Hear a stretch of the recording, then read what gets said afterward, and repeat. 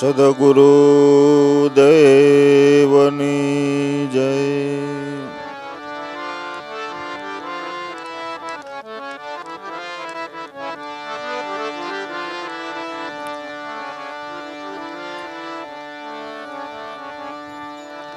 સદગુરુ વસન પ્રસાદથી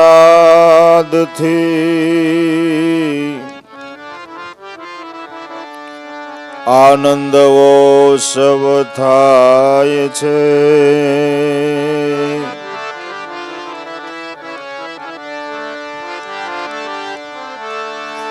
સદગુરુ વસન પ્રસાદથી આનંદવો સવ થાય છે.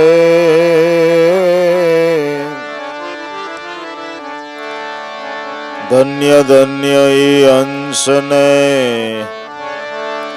જે નિત ગંગા માનાય છે.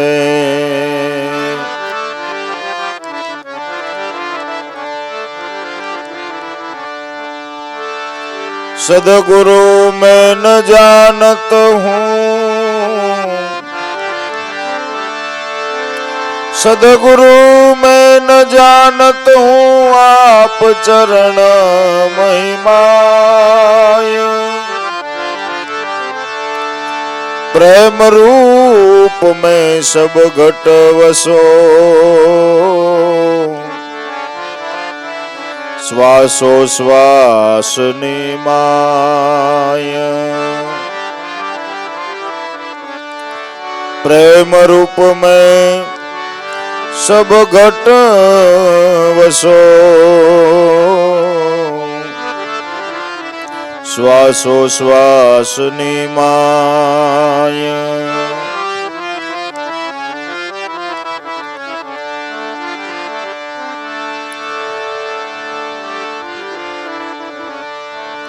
प्रथम तमने पूजिए,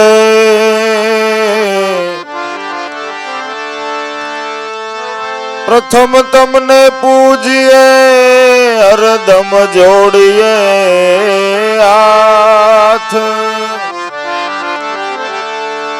तमारा शरणे शीश नमाविए, हे मारा सदगुरु गाराम. तमारा चरणे शीश नमाविए,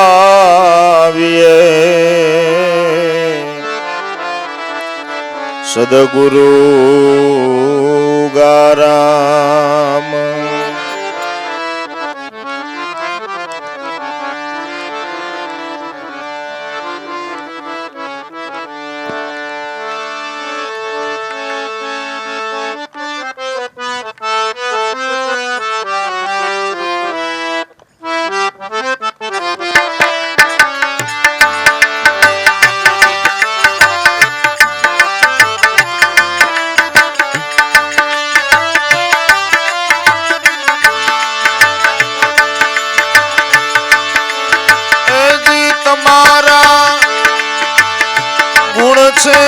परम पार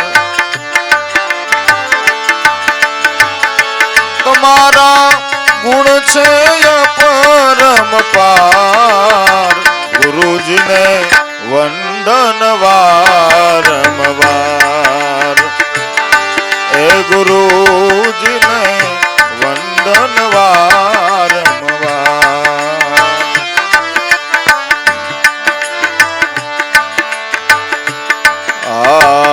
शरण रज हूँ बालक रंक अबूध छूं यज्ञान. ए अबूध छूं यज्ञान.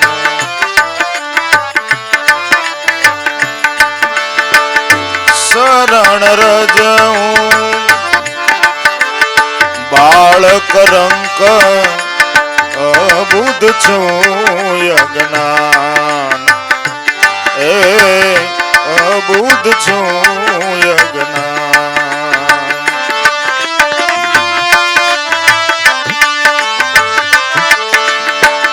વારે વારે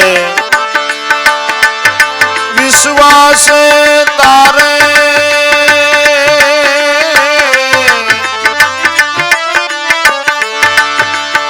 રટુ રટણ તમ નામ એ રટુ રટણ તમ નામ ગુરુજીને વંદન વારંવાર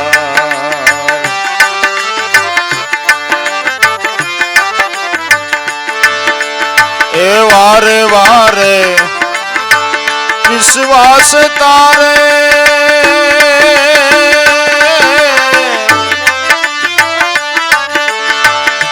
રટુ રટણ તમ નામ ગુરુજીને વંદન વારંવાર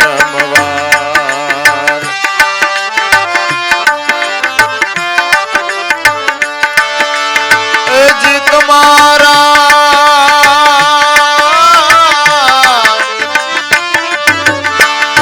ગુણ છે પરમ પાર ગુરુજીને વંદન વારંવાર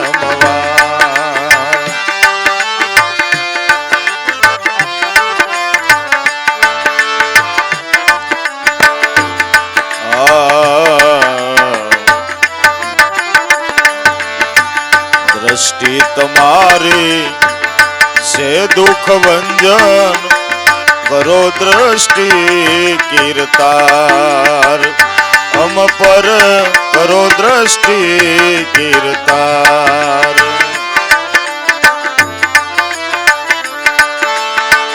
દ્રષ્ટિ તમારી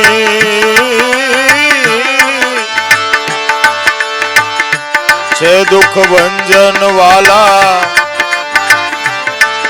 એ કરો દ્રષ્ટિ કીર્તાર એ અમ પર કરો દ્રષ્ટિ કીર્તાર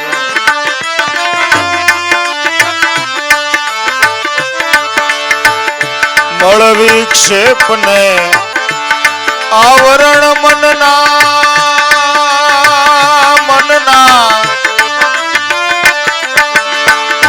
મળ વિક્ષેપને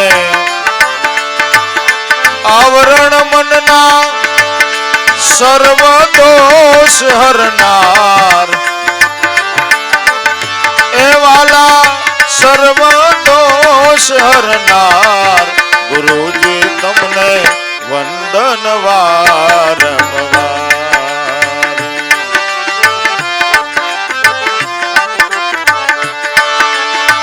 એ જી તમારા ગુણ છે પરમ પાર ગુરુજી તમને વંદન વારંવાર ગુરુજીને વંદન વારંવાર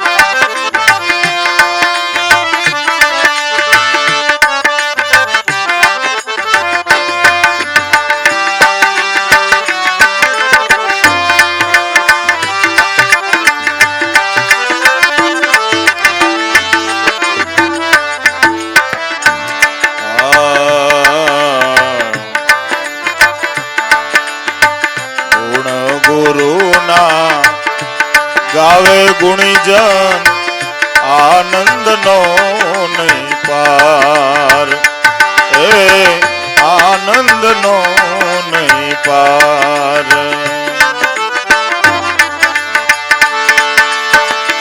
ગુણ ગુરુના ગાવે ગુણીજન આનંદ નો નહીં પાર એ જી આનંદ નો નહીં પાર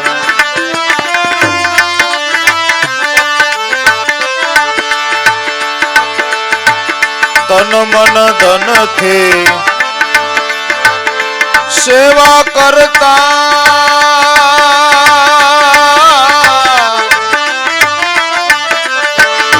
તન મન ધન થી સેવા કરતા ઉતરીએ ભવ પાર એ વાલા ઉતરીએ ભવ પાર ગુરુજી તમને વંદન વારંવાર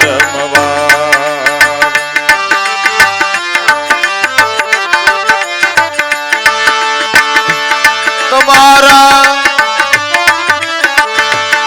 ગુણ છે અપરમ પાર ગુરુજી તમને વંદન વારંવાર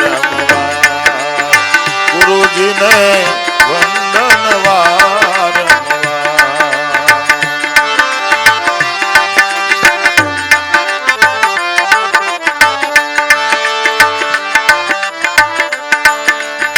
સર્વ ગુણ કરતા ગુણાતીત છો ગુણપતિ ગુણદાતા ગુણપતિ ગુણદાતા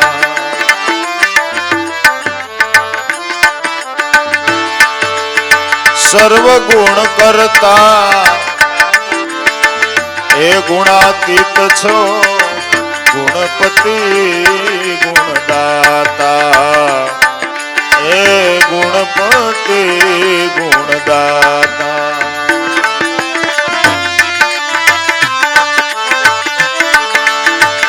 ગુરુજી ગરવા શિર સત્ર સો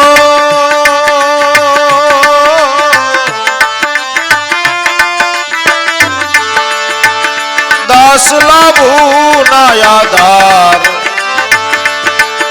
એ ગુરુજી ગરવા શિર સત્ર સો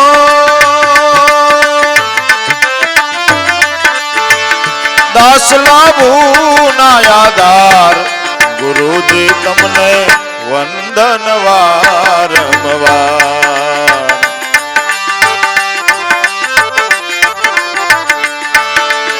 એજી તમારા ગુણ છે અપરમ પાર ગુરુજી તમને વંદન વારંવાર ગુરુજીને વંદન વારંવાર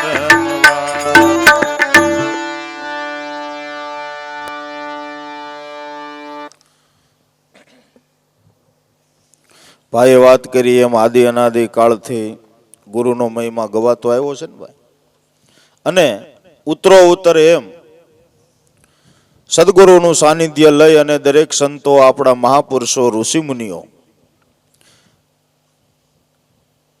લક્ષ્યને પ્રાપ્ત કરી અને સદગુરુના શરણને સેવી અને એમને ગુરુ મહિમા ગાતા આવ્યા છે જો આદિ અનાદિ કાળથી હાલો આપણને તો રામાનંદ લગીની જ ખબર છે ને અને આપણા સંતો ન્યા લગીનો જ હિસાબ કરીને કહે છે ને કે ભાઈ રામાનંદ એટલે આપણા માટે સાહેબ ધારાનો શેડો કહેવાય કબીર સાહેબના ગુરુ રામાનંદ થયા પણ એ શરૂઆત કઈ રામાનંદ જ કરી એવું નથી આ તો ભગવાન શિવજી મહારાજ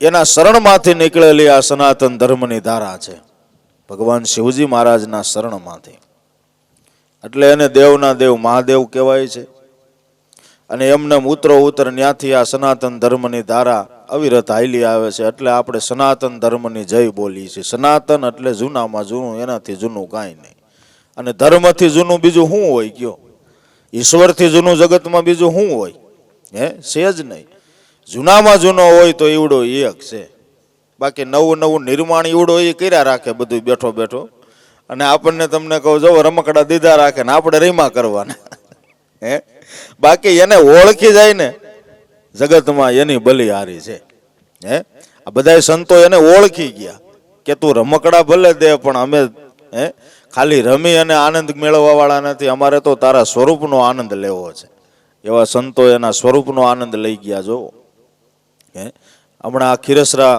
નનકુ બાપુ આવ્યા હતા વીએ ક્યાંક રોકાણા છે ત્યાં બાપાનો પ્રોગ્રામ હતો રામનવમીના દિન બાપાએ બહુ સારી વાત કરી કે બધા લક્ષ્મીજીના જ ઉપાસક છે ભગવાનના ઉપાસક ક્યાં કોઈ છે જો ભગવાનના ઉપાસક થાય ને તો લક્ષ્મીજી વાહ જવાના જ છે, કારણ કે ભગવાન વિના એ ઘડીએ રહી શકતા નથી.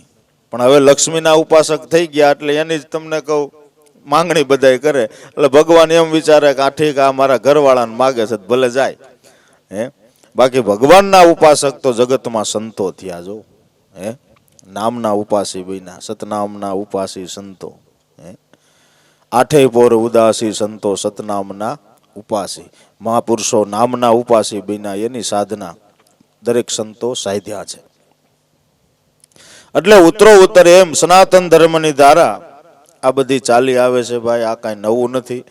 પણ એક ખરું કે જ્યારે ઉગારામ દાદાએ આ ધર્મને આમ તમને કહું જગ જાહેર કર્યો, ત્યારે એ સમયમાં એક એવો વંટોળિયો વાયો કે ભાઈ આ ઉગો પંથ છે ને, આ કાંઈક એવી કોઈ ક્રિયાઓ કરે છે ને, આ શમશાનમાં બાળક જે દાટીએ એવા હોય ને, એવું તો કેટલું કેટલું આ તમને કહું વાતું કરવા વાળા એને ઘણી ઘણી પ્રકારે કરી. પણ પડખે સીડા અને જેને ખબર પડી કે આ ઈ માયલું કાંઈ નથી, આ તો ખોટી વાતું છે, એને નક્કી થઈ ગયું ને. એ નક્કી થઈ ગયું કે આમાં બીજું કાંઈ ડિંડક છે નહીં, આ તો પોતાના સ્વરૂપને ઓળખવાની વાત છે, પરમાત્માને ઓળખવાની વાત છે. નજીક ગયા એને ખબર પડી ને. એ સમયે કાંઈ તમને કહું જેમ અટાણે જગત છે એમ તેદી હતું જ. પણ જો આ બધા ધૂળ ધોયા પુરુષો જેને આપણે અવારનવાર આપણા સંતો જેના નામ લે છે, જેના ગુણ ગાય છે, એ બધા ધૂળ ધોયા પુરુષો કહેવાય ને ભાઈ. પડખે સીડ્યા તો અમૂલ્ય લાભ મળ્યો, સીડ્યા પડખે તો લાભ મળ્યો ને. અટાણે ઘણાય કહે છે તમને કહું કે ભાઈ એ સમય અમે કે ઉગારામ દાદાને હોકો પાતા ને ઉગારામ દાદાને સત્સંગમાં જાતા ને, ફાકા તો ઘણાય મારે છે. પણ એ બધી વાતો છે. બાકી તમને કહું ડોકું કાઢવા એ સમયે ગયા નહોતા હો. ના, ગયા એનું કામ થઈ ગયું ને. એ બાબાની નજરમાં જે સડી ગયા ને એની વાર્તા પૂરી થઈ ગઈ. તો વિચાર કરો. આપણે આપણા સંતોની વાત કરી ને, આપણે દાદા ઉમેશ્વર બાપુ લ્યો, તમને કહું ત્યાં ગયા તે પોતે ગુંદાળાની અંદર રહેતા, અને એ સમયે એવો કપરો કે હાલતા ગામ બદલાય બધા ફેરવી નાખતા ને, ખેડૂતે હાલતા ગામ ફેરવી નાખતા, કારણ કે જય હિન્દ થયું નહોતું. અને એવી બધાની તમને કહું વિકટ સ્થિતિ કે ખાઈને ખાવાનું માંડ થાય. તમને કહું ભગવાન 2 જોડી કપડાં હોય ને એટલે આખું વરહ તમને કહું હાલે, એમાં ગામતરા કરવાના જે હોય તે. આવી બધાની સ્થિતિ હતી. અટાણે તો રાજભક્તિ હોય એવું નથી લાગતું. રાજભક્તિ છે આપણા માટે. મહેનત આપણા મહાપુરુષો કરી ગયા ને સુખ આપણને દેતા ગયા. બોલો, સુખ આપણને દેતા ગયા. અમે હજી 2 દી પહેલા જ બેઠા હતા બધા ભાંડેડા, એટલે અમારે એ જ વાત થઈ ઘીરે. એટલે અમારા બાપુની બાની યાદી થઈ ને, એટલે હું બોલી ગયો. મેં કીધું ભાઈ સુખ ભોગવવાનું ટાણું આવ્યું ને એને જ વહી જવાનું થયું. અમારે માડીને બાપુને મેં સુખ ભોગવવાનું ટાણું આવ્યું ત્યાં એને વહી જવાનું થયું. એટલે આ બધું જે આપણે વિચાર કરીને ભાઈ તો આપણને ગુરુના ગુણનો તમને કહું મહિમા સમજાય કે ભલે વૈયા ગયા પણ આપણી વાહ લીલીવાડી મૂકતા ગયા ને. આપણે એકેય વાતે ક્યાં કમી રહેવા દીધી? એકેય વાતે કમી ન રહેવા દીધી. તમને કહું આમ જો રાજભક્તિ મૂકતા ગયા આપણે હાટું. આપણે કલ્પના નહોતી કરી કે આવું થાય. કલ્પના નહોતી કરી. પણ છતાંય ભલે એ દુઃખ વેઠી ગયા, સંકટ સહી ગયા, પણ આપણા માટે આમ જોવો લીલીવાડી મૂકીને ગયા, જેનો આપણને આનંદ છે. અને એ તો કાયમને માટે હવે જોવો જગતમાં દિન પ્રતિદિન આ સુખ તો વધવામાં જ છે, ભૌતિક સુખ. પણ ધ્યાન એ રાખવાનું છે કે આ સુખ પાછું ભૂલાઈ ન જાય ને. ભજનનું એ ધ્યાન રાખવાનું છે કે આ રમકડા છે. તમને કહું ભૌતિક સુખ આપણને ભગવાન આપે એટલે કદાચ ભક્તિ ભૂલાવી દો. ભૌતિક સુખ એવું છે, તમારા સ્વરૂપનું સુખ છે અને ભૂલાવી દે. તો આપણે થોડોક જઈ વિચાર કરીને તઈ ખબર પડે કે સારું અઘરું તો છે. અટાણે આ તમને કહું એવો એક સમય પરવરી રહ્યો છે. તમને કહું જોવો ખાવાના ને પીવાના ને હસવાના છે ને પહેરવાના ને ઓઢવાના, પણ એ બધું કરવામાં રહી તો વખત છે ભજન કરવાનો સમય આપણે ગુમાવી બેહી. પણ ખરેખર જાગ્રત હોય ને તો વાંધો નથી. જાગ્રત હોય તો વાંધો નથી. આ અટાણે તમે જોવો તો આપણા મોટા મોટા મેળાવડા થાય ઉગમ ફોજના. આ સુરતની સભા તમને કહું કેવડી સભા, 20,000 માણસોની સભા. પણ તોય હું તો એમ કહું છું કે જેને ગુરુ ગુણ વાલો લાગ્યો છે ને ભાઈ, ગુરુનો મહિમા ગમે છે, એ ગમે એવું કામ પડતું મૂકી પડતા આખડતા ટાણું થાય ને ત્યાં પહોંચી જાય. એમનેમ તો નહીં જવાતું હોય ને. 5 પૈસાનો ખર્ચ થાય. અને અટાણે આ પરવર્તિમય યુગ છે અને આ પરવર્તિમય યુગની અંદર માણસને તમને કહું સવારથી ઉઠે રાતના હોવે ત્યાં સુધીમાં કેટલા કામ કેટલા પ્લાન ચિતરેલા હોય કામના છતાં એ બધી જંજાળ મૂકીને સત્સંગમાં ટાણાહારી વિયા જાય છે. ભલામણા એમનેમ તો નહીં જાતા હોય ને, એને કાંઈક ગુરુ ભક્તિમાં કાંઈક ભાવ હોય છે ને. આપણે તો એ વિચાર કરીએ.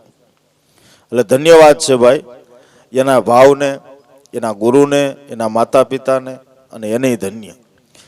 અહીંયા આપણે જોવો દર મહિને હાયતમ હોય, અમારે પાંચમ હોય, પીઠડિયા હાજણ બાપાની પૂનમ હોય, ત્યાર પછી આપણે પીપળિયા બીજનો ઉત્સવ હોય, તો આપણે બધા એ જ આ મયમાં વિશેષ બંધાય એ હાટુથી જ ભેળા થાય છે ને. આ કોઈ મનોરંજન કાર્ય જ નથી. હાલો ભાઈ હવે બીજ આવે છે, પૂનમ આવે છે તો આપણે જઈ આવી, 2-3 કલાક આનંદ કરી આવી. પણ હા, આ ચાલુ રાખવું પડે કાયમને માટે. શું કરવા? કે આપણું તાજું રહીએ. નકર એવો સમય એક પરવરી રહ્યો છે, ભૌતિક સુખ ભોગવવામાં આ સુખ વાહે રહી જાય. માટે દાદા લાભેશ્વરનાથ કહે છે, જો કે હે સદગુરુ ઉગારામ, તમે ન્યાલ કરી દીધા અમને. તમારા ગુણ છે અપરંપાર. કેટલાક ગુણ ગાય જેનો પાર જ પામી શકાય એમ નથી. પાર પામી શકાય એમ નથી. અને એને તમને કહું, જોવો જેટલો એને ગુણ સમજાણો એ પ્રમાણે એની કલમી ચાલુ રહી ને. પોતાનો હાથ તમને કહું હસોડો આમ જોવો ધ્રુજવા માંડ્યો તો એની કલમ બંધ ન થાય. અને એ આપણે બધાએ જોયું ને એના જીવનમાં. કોના માટે એણે આ બધી મહેનત કરી? આપણા માટે. આપણે જો કાંઈક 2 શબ્દ એમાંથી વાંચી આપણા જીવનમાં ઉતારી, અને એણે જેટલા લખેલા ગ્રંથ છે ને એ આપણા માટે ધર્મ ગ્રંથ કહેવાય. સંતો મહાપુરુષોના કદાચ 5 સાખી શબ્દ હોય ને ભાઈ, તો આપણા માટે એ ધર્મ ગ્રંથ સમાન કહેવાય. બાપાએ જે કાંઈ ભજનો લખ્યા એ આપણે જઈ ગાય તો આપણને જોવો તાજું થઈ જાય. શાલી પસાવાણી જે બાપાએ લખી છે એના અનુભવથી, આત્મરમણથી લખેલી છે. એટલે એ આપણે જઈ ગાઈ વાંચી તો એનાથી આપણને ઘણો એમાંથી ગુણ બંધાય. કારણ કે અખંડ અને અમર શબ્દ કહેવાય. એ કદાચ ગમે એટલો કાળ વયો જાય તો એ સમય એ જે શબ્દો છે એ કોઈ દી નાશ પામવાના નથી. હું કરવા? આત્માનો અવાજ છે, અને આત્માનો અવાજ છે ને એ અમર કહેવાય છે. એ કોઈ દી નાશ પામતો નથી. કદાચ ગમે એટલા પૃથ્વી માથે પલટા લાગી જાય ને ભાઈ, તો એ અમર શબ્દ કહેવાય છે. હવે વિચાર કરો, પેલા યુગની વાત. પ્રહલાદ પેલા યુગમાં જ થયા ને. પણ પેલા યુગમાં એને જે તમને કહું, જે કાંઈ શ્રીબાઈ કરણા કુંભાર પાસેથી આ ધર્મને જાણ્યો, એનું ભજન કર્યું, અને જે કાંઈ અનુભવ થયો એ એને ભજનવાણીમાં લખ્યું ને. ઘણા ભજનો પ્રહલાદજીના આજે પણ આપણા સમાજની અંદર ગવાય છે. એમાંથી એક પ્રખ્યાત ભજન છે કે અજરા કાંઈ જરિયા નો જાય, હે વીરા મારા અજરા કાંઈ જરિયા નો જાય, આ થોડે થોડે સંતો તમે સાધ પીયો માણા રાજ. લ્યો વિચાર કરો, પેલા યુગનું ભજન છે અને પ્રહલાદજીનું ભજન છે, આજે પણ સમાજમાં ગવાય છે. અમર શબ્દ છે એનો પુરાવો છે ને. અમર શબ્દ છે એનો પુરાવો છે. અનુભવના શબ્દ છે એ કોઈ દી નાશવંત થતા નથી. બાકી આપ જોડિયા તો ઘણાય બનાવે છે. આપ જોડિયા કવિ જેમ કલ્પના કરીને કવિત બનાવે એમ તો ઘણાય બનાવે છે. પણ અનુભવના શબ્દ કોને કહેવાય? કે જે તમને કહો ગમે એટલો સમય વીયો જાય તો જે નાશ નથી પામતા, એને અમર શબ્દ કહેવાય છે. ગુરુજી તમને વંદન વારંવાર, તમારા ગુણ છે અપરંપાર. શરણ રજ હું બાળક રંક, અબુદ્ધ છું અજ્ઞાની. વારે વારે વિશ્વાસે તારો, રટું રટણ તમ નામ. બાકી હે મારા નાથ, તમારી આગળ તો હું શરણની રજ સમાની નો કહેવાય. અને દાદાના જીવનમાં એ બધાએ અનુભવ્યું ને. લાભુ દાદાના જીવનમાં એ બધાએ અનુભવ્યું. એને એકેય વાણીની અંદર તમને કહું, જો ક્યાંય પાછળ દાસ કે ક્યાંય પાછળ બીજો શબ્દ નથી લગાડ્યો. સાહેબ, દાસ લાભુ એમ જ એવો શબ્દ એને વાપર્યો છે. દાસત્વપણું એના જીવનમાં આપણને દેખાણું, દાસત્વપણું. અને બાપાના જીવનમાં તમે નજર કરો, જોવો ક્યારેક એને દાસી ભાવ પ્રગટ થયો તો એને એવી રીતે રતન દાસી નામા શરણમાં બોલ્યા છે, દાસ રતન એમ બોલ્યા છે. એટલે સંતો ક્યાંય એમાંય જરાય તમને કહું ઉભરો આવવા દેતા નથી. દાસત્વપણું એના અનુભવમાં જ આપણને દેખાય. દાસત્વપણું એના અનુભવમાં દેખાય. શરણ રજ હું બાળક રંક, અબુદ્ધ છું અજ્ઞાન. હે મારા નાથ, અમે તો અબુદ્ધ છીએ, અજ્ઞાની છીએ. અમે તમારી આગળ વળી શું કહેવાય?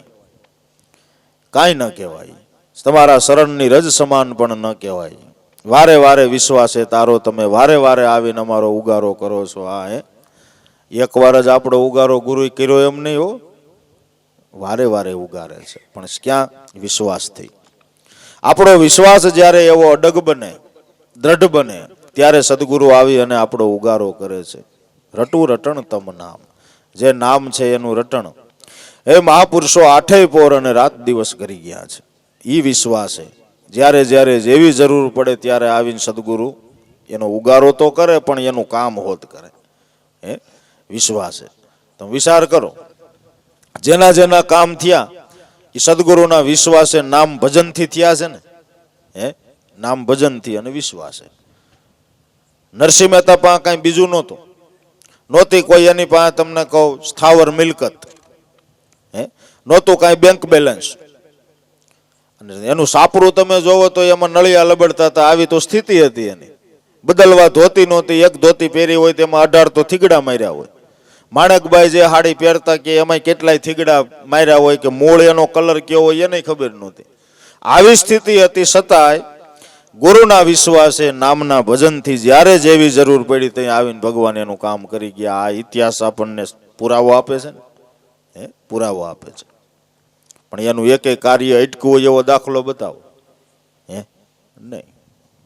કુંવરબાઈનું અને પાછા જોવો ટાણે જ આવ્યા ને, ટાણે જ આવ્યા. કુંવરબાઈનું મામેરું પૂરવામાં કે 11 કીર્તન પૂરા કર્યા ને 12મું કીર્તન ચાલુ કરીને ભાઈ ઓલી વેવાણીને હક નહીં કે આ મૈડો માર નાખે. એના ઘરવાળાને કે તમને ના પાડી હતી કે આને તમે લપને તેડાવોમાં ધરાર તમે તેડાવ્યા. હવે આને બંધ થવાની સાપ નથી. વેવાય પડખે ચડીને કે મહેતાજી મામેરાનું મુહૂર્ત ભાઈ સાહેબ વીતી જાય છો. લે પણ તમે હજી પાત્રો ક્યાં મૂક્યા? પાત્રો તો મૂકો. અને પાત્ર નહોતા મૂક્યા હો. એ કીધું મહેતાજીએ તઈ કે છે એ સમયે જે પાત્ર હતા તાંસ ને એ બધું મૂક્યું. કહેવાની વાત, એનો વિશ્વાસ ન ડીગ્યો જોવો. અને જેવું 12મું કીર્તન પૂરું કર્યું અને આવ્યો ઠાકર, માથે સકર સાપ પાગ ને લંબકોટ ને હિરકન્યું ધોતિયું ને ખંભે ખેસ ને ગળામાં તુલસીની માળા ને કપાળમાં ગોપીચંદનનું તિલક ને કાને કલમ રહી ગઈ છે.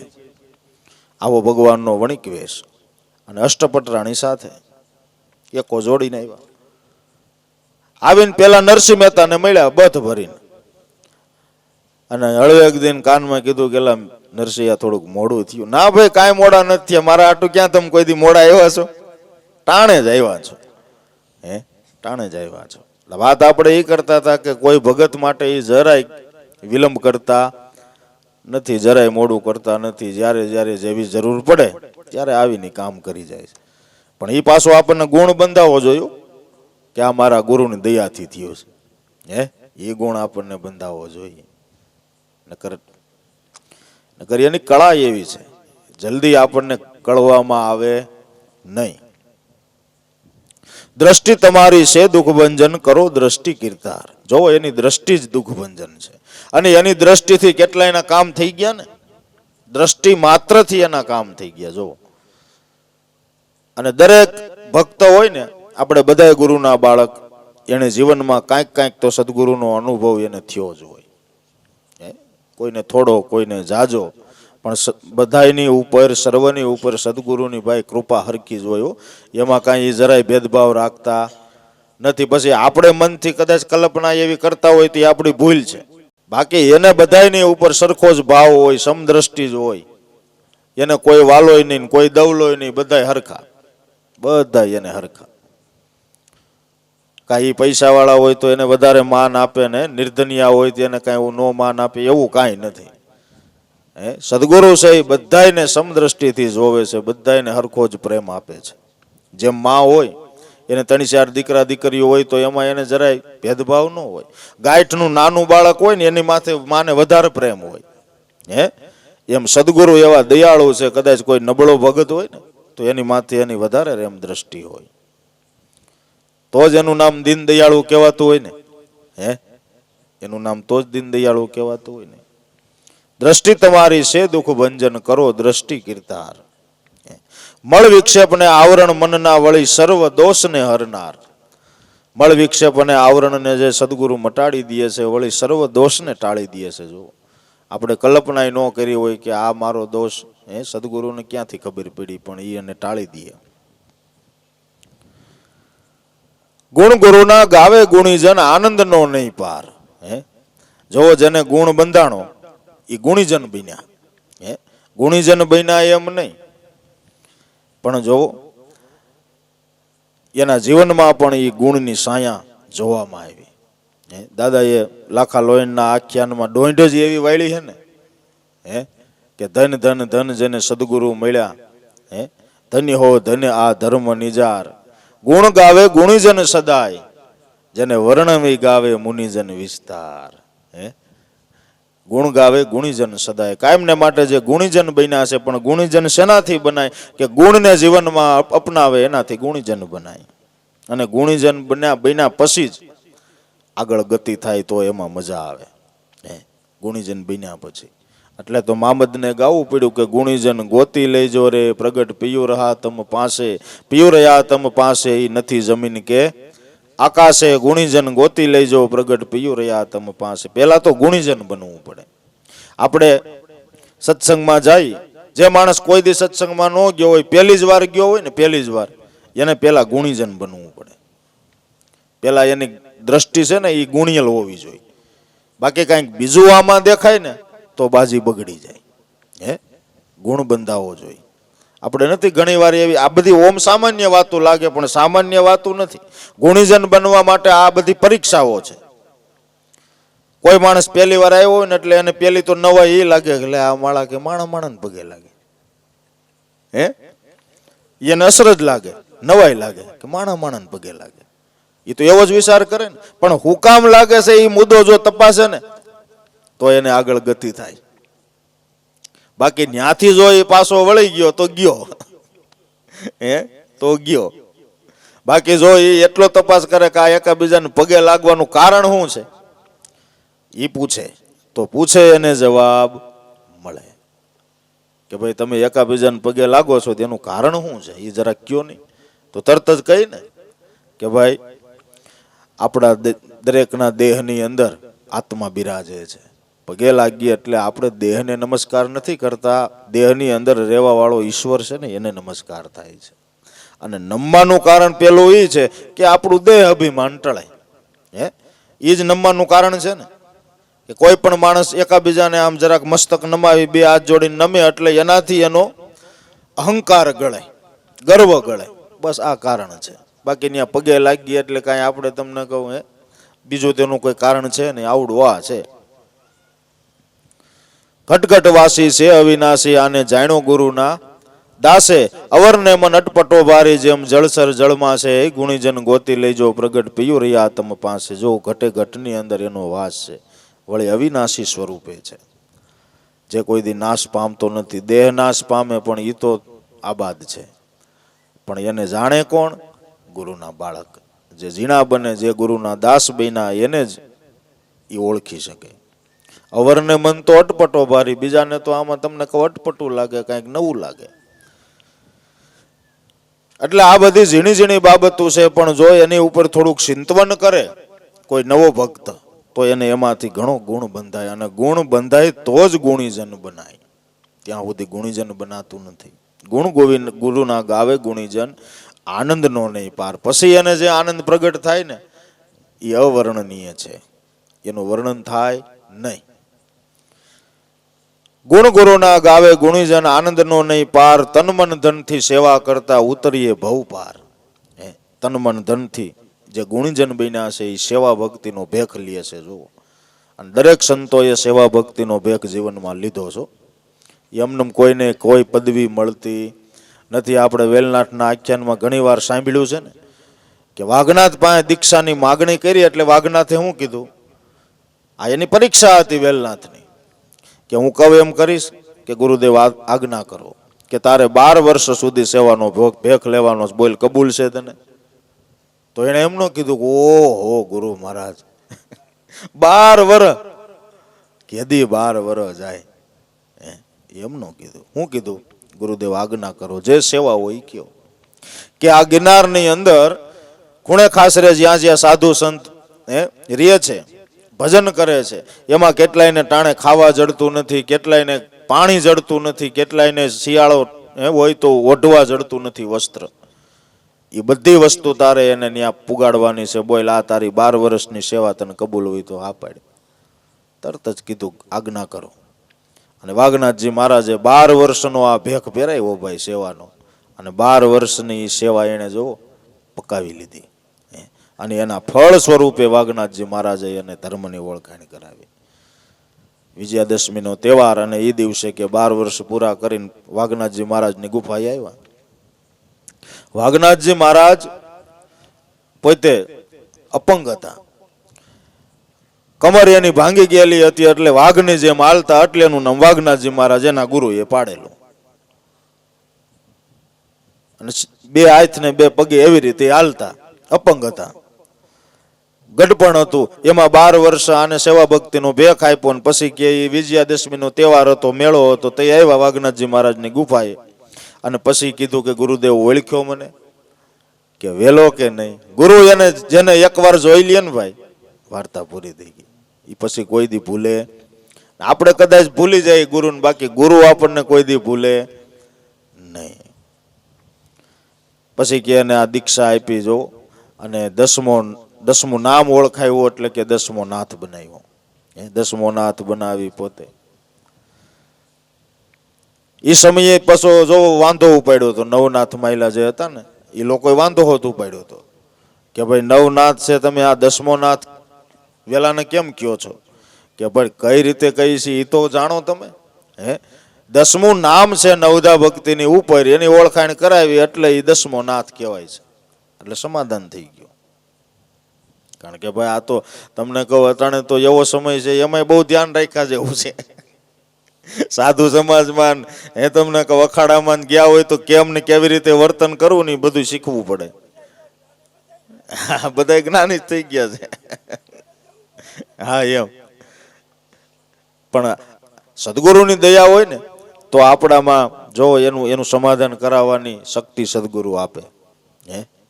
નકર સંતો કહે છે કે ભાઈ કાં સાનું મુનું બેહવું, કાં ત્યાંથી ઊભું થઈને વિયું જવું. બરાબર ને? આ 2 માર્ગ છે. ગુણ ગુરુના ગાવે ગુણીજન આનંદનો નહીં પાર, તન મન ધનથી સેવા કરતા ઉતરીએ ભવ પાર.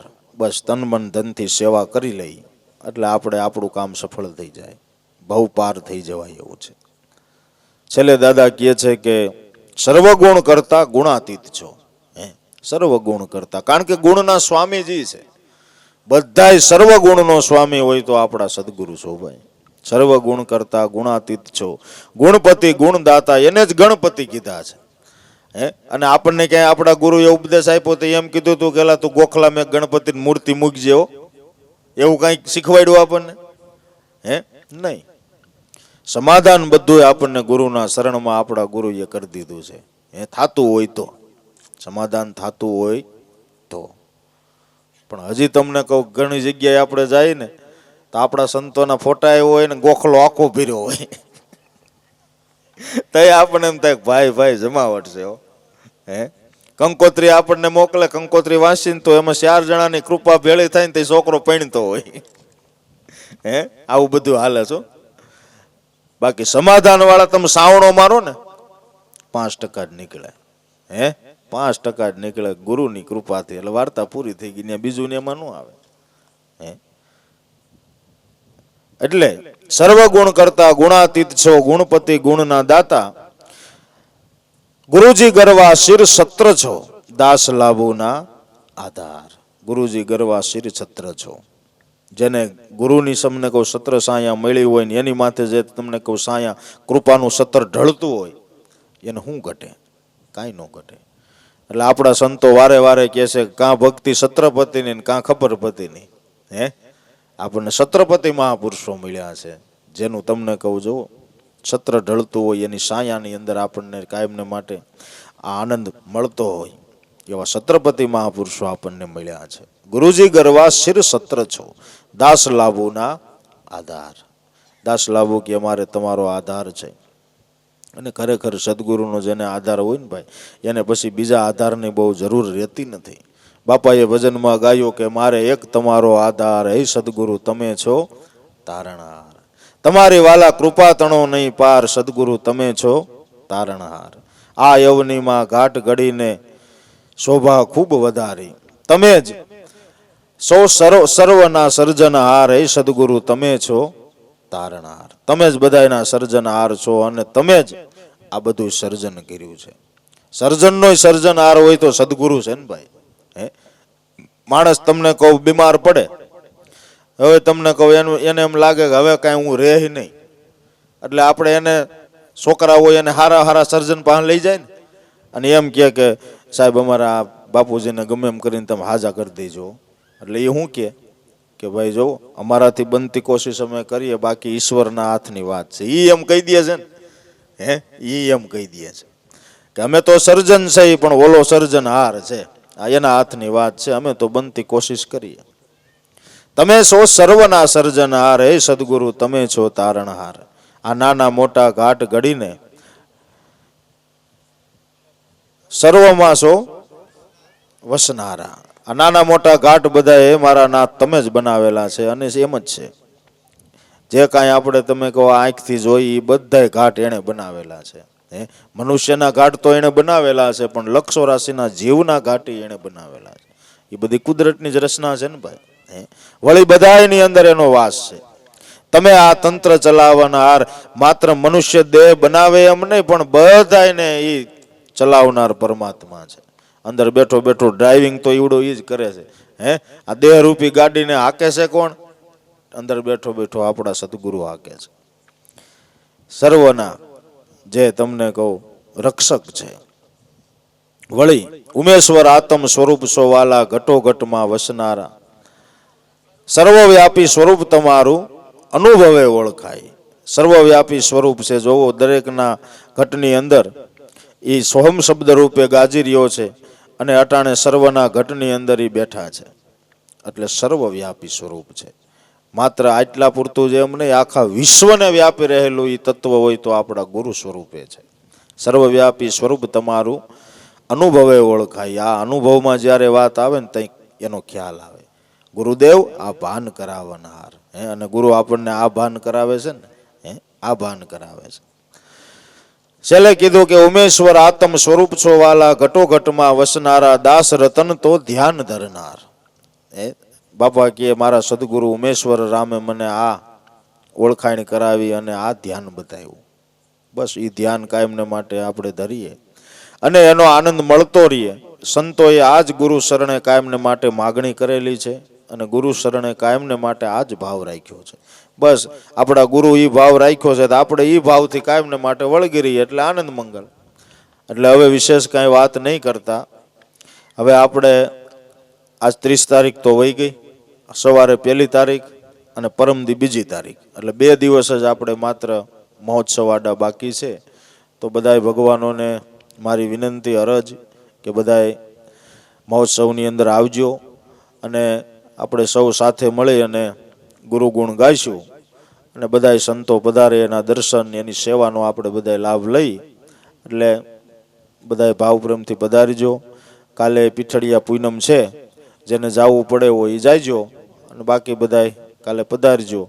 અને પરમદી સવારમાં 2 તારીખે ભગવાન બધાને આવી જવાનું છો. આ ઉમેશ્વર મંડળના જેટલા ભાઈઓ બહેનો છે, બાળકો બધાને કહું છું, 2 તારીખે સવારથી બધા હાજરી આપજો, એટલે થોડી થોડી સેવા બધાના ભાગમાં આવે. એટલે બસ સેવા ભક્તિ કળી કાળમાં ઉત્તમ ધર્મ ગણાય. અનુરાગી થઈને વર્તે જગતમાં તો બંધનમાંથી મુક્તિ થઈ જાય. આપણા સદગુરુએ આપણને આ પાઠ ભણાવ્યા છે, અને કાયમને માટે એ સિદ્ધાંત ઉપર આપણે ઊભા રહી અને આવો આનંદ, આ આપણા માટે એક જીવનમાં અમૂલ્ય લાવો કહેવાય ને, અમૂલ્ય લાવો કહેવાય. ઉગારામ દાદાની 50મી તિથિ જેદી ઉજવાણી તેદી આપણને 2 મહિના એવો હરખ હતો કે વાત જવા દો. અને એ મહોત્સવમાં આપણે ખૂબ 3 દી લગી બધાએ આનંદ કર્યો ને. એક જીવનનો યાદગાર પ્રસંગ બની ગયો, જીવનનો યાદગાર પ્રસંગ બની ગયો. ત્યાર પછી લાબુ દાદાના 100મો જન્મદિવસ તરઘરી મુકામે ઉજવાણો જન્મ જયંતિ મહોત્સવ, સુવર્ણ ઓલા આ રજત જયંતિ એને કહેવાય. એ જ્યારે આપણે 3 દી લગી એ બધો આનંદ કર્યો, તો એ એક આપણા માટે જીવનની યાદગાર પળ બની ગઈ ને. ત્યાર પછી પીપળિયાની અંદર દેવારામ બાપાનો 25મો નિર્વાણ દિન આપણે બધાએ 2-3 દિવસનો એ આનંદ કર્યો. ત્યાર પછી ઘણા સંતોના આવા જે આવતા હોય, કોઈ 25, કોઈ 50, કોઈ 100, એ આપણા માટે જીવનનો એક અમૂલ્ય લાવો કહેવાય છે. એમ આપણા દાદા ગુરુનો તમને કહો આ એક નિર્વાણ દિન આવ્યો તો આપણને એનો હૃદયમાં હરખ હોય ને ભાઈ, અને બધાને છે જ. પણ કહેવાની વાત કે થોડી થોડી સેવા આપણા ભાગમાં આવે ને તો એનો મોટો લાભ છે. સેવા થોડી કરીએ આપણે પણ શુદ્ધ હૃદયના ભાવથી થઈ જાય તો આપણા સદગુરુ છે ને દયાળુ છે, એનું ફળ આપણને મોટું દઈ દે, મોટું દઈ દે. માટે આપણે તો એ આશા નથી ફળની, એ આશા નથી. આપણે તો એક હૃદયનો ભાવ ખાલી વ્યક્ત કરી કે ભાઈ આપણાથી સેવા થાય એવી કરી ગુરુદ્વારે. એટલે તમારા બધાના ભાવની ધન્ય છે અને બધાએ ભાવ પ્રેમથી પધારજો. એટલે હવે બોલો સદગુરુ દેવ કી જય.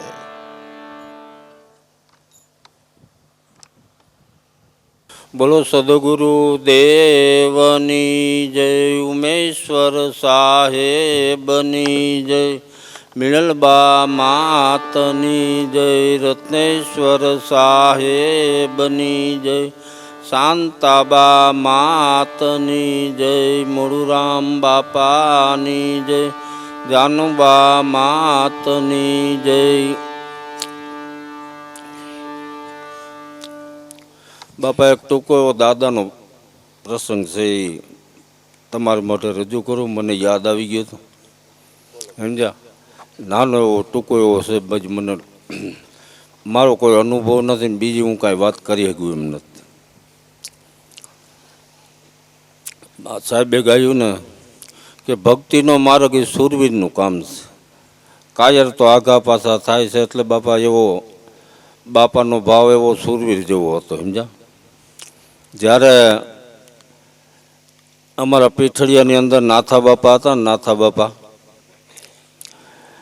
બાપાને ત્યાં ઉમેશ્વર બાપુ પાસે લઈ જાવનારી રત્ના બાપાને, મોરુ બાપાને, અને એક આપણા ગામમાં પ્રેમજી બાપા કોરી હતા, કોરીને એક જીવા બાપા દરજીને લઈ જવાના હતા, પણ એ છટકી ગયા આમાંથી, નો મેળવ્યો એને, સમજ્યા? હવે એ સમયમાં અમારામાં અંધશ્રદ્ધા બહુ, ખૂબ જ અંધશ્રદ્ધા, એમાં કાંઈક ઘટે નહીં એવી. અને નાથા બાપાનો ભાવ બાપુ પ્રત્યે બહુ, સમજ્યા? બાપુને કાયમ દૂજાણું આપે, કાયમી, કોઈ દૂજાણું ખૂટવા જ ન દે. બકરી મૂકી આવે, બકરી વહુકી જાય એટલે એ બકરી બદલાવી જાય, પાછી દૂધણી બકરી મૂકીને ઓલી બકરી લઈ જાય. આવું બાપુની સેવા કરતા. અવારનવાર સોરા પાસેનું ઘર, સોરા પાસેનું ઘર એટલે કોઈ તેથી તો સાધુ સંત આ તે બહુ નીકળતા, ત્યાં હોય જ સોરે કોક કોક કોક કોક હોય, અને નાથાઓ પણ એને જમવા લઈ જાય. એમાં કોઈ 2-3 સાધુ એવા આવી ગયા ભગવાન, તો સલમું પીતા, એટલે નાથા બાપા સલમ તો પીતા જ, સમજ્યા? ઘણા વખત સલમ પીતા. એમાં આપણા સંતોએ ગાંજો ખૂબ પાયો, ગાંજો પાયો અને બેદી રોક્યા. પછી બેદી રોકાણા, ગાંજો વાંજો થઈ રહ્યો તો ઓલા ધતુરાના દોડવા ચાલુ કર્યા. એ ધતુરાના દોડવા ચાલુ કર્યા, નાથા બાપાને ડગરી ખાઈ ગઈ, સમજ્યા? પછી 2 ફોર્મ. પછી અમારામાં અંધશ્રદ્ધા વધારે કે ભાઈ આ ઓલા બાવાએ કર્યું, બાપુનું નામ આવે અવારનવાર. બાપાને ઘણું સમજાવે પણ બાપાનું કાર્ય ફાવે એવું નહોતું. અમારી ઉંમર 7-8-10 વર્ષની છે. એટલે પછી એમાં અંધશ્રદ્ધાઓ એટલે દાણા જોવે ને, દાણા જોઈએ, હંધાઈને જોતા જોતા એકી બેકી તો આવવાની જ હોય. પછી બાપુનું નામ દઈને દાણા મૂક્યા તો એ આવ્યા કે બાપુ વૈરગા, અને હકીકત વૈરગા જ છે ને બાપા. નો વૈરગા હોય તો આપણે અહીં બેઠા હોય, કારણ કે બાપુ વૈરગા જ છે. જેમ કહેવાતું કે આ ભાણ સાહેબને કોંડારામાં કોઈનો પગ પડી જાય તો એ એના ભેગો ઉયો જાય છે. એમ કબીર પણ થયો, રામાનંદ ફોજ, એની આવી હાલાકી કરી હતી. જો ઉગારામ દાદાની તો કરે જ ને, એમાં ક્યાં નવાઈ જેવું છે. હવે એ ત્યાંથી 2 જણાને મોકલ્યા અહીંયા. ત્યાંથી 2 જણાને મોકલ્યા એટલે બાપા રત્ના બાપા અને ભીમ બાપુ બે બાપુની ત્યાં ગયેલા સમજ્યા. સત્સંગ આ તે કાંઈક સેવા બાપાનો તો એ જ ભાવ હતો, નવરા થાય એટલે ત્યાં વયા જતા. એટલે બાપાને આમ 2 જણા ત્યાંથી આવ્યા સાયકલ લઈને આવીને ભંડારીયા ગયા ને બાપુને કે હાલો તમને અહીંયા પીઠડીએ બોલાય કે ભાઈ મારું અહીંયા શું કામ છે. કારણ કે બાપુને તો ખબર પડી ગઈ હતી કે આ સ્થિતિ થઈ ગઈ છે, હવે ત્યાં હું આવીને શું કરી દઉં કે નહીં, અહીંયા તમારું નામ આવે છે કે ભાઈ મારું નામ આવતું હોય તો ભલે જે તમારે થાય કરો, બીજું તો હું શું કરું કે ના તમારે આવવું જોઈએ. એટલે બાપાએ રત્ના બાપાને અને ભીમ બાપુને બેન મોકલ્યા. એ કે જાઓ તમે પીછડિયા જાઓ કે, પણ એટલું ધ્યાન રાખજો ગમે એ તમને કરે ને તમે પીછે જ ન કરતા.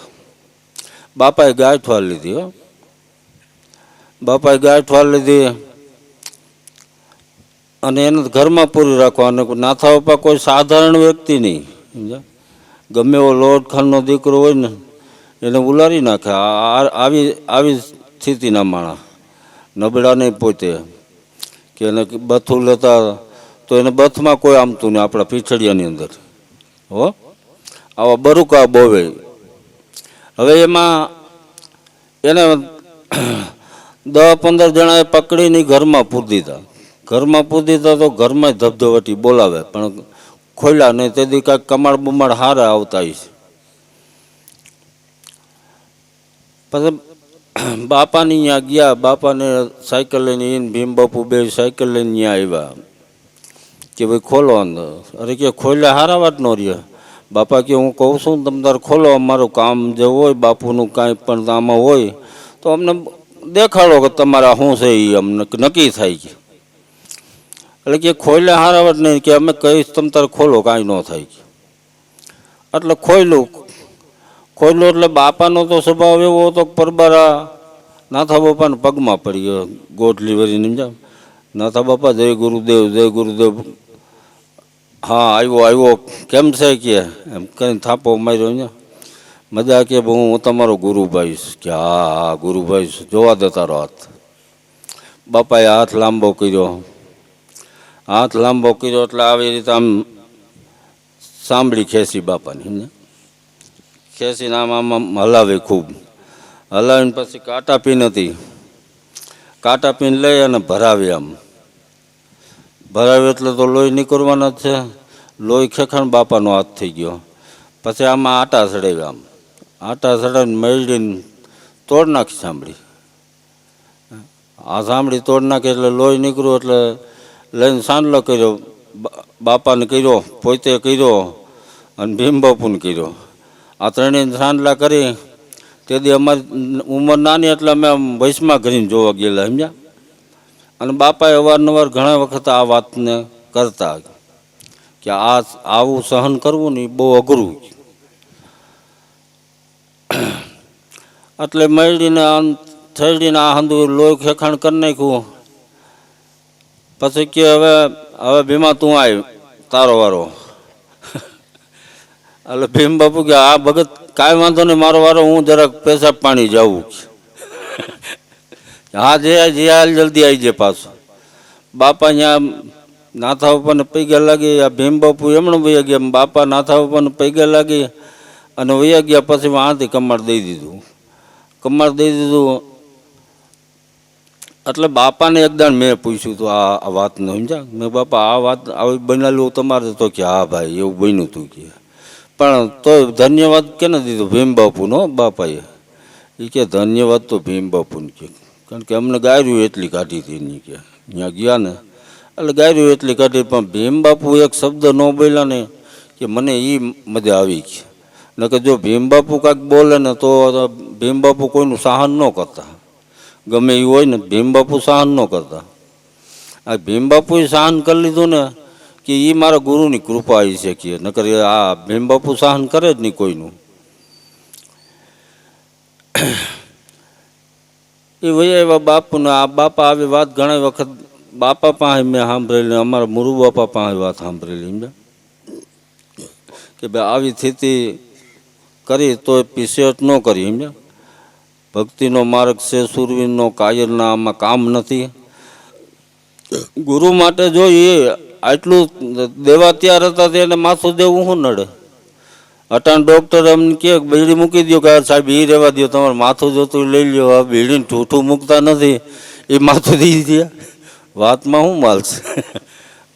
ત્યાં તો કાંઈક આગા પાછું કરી નાખ.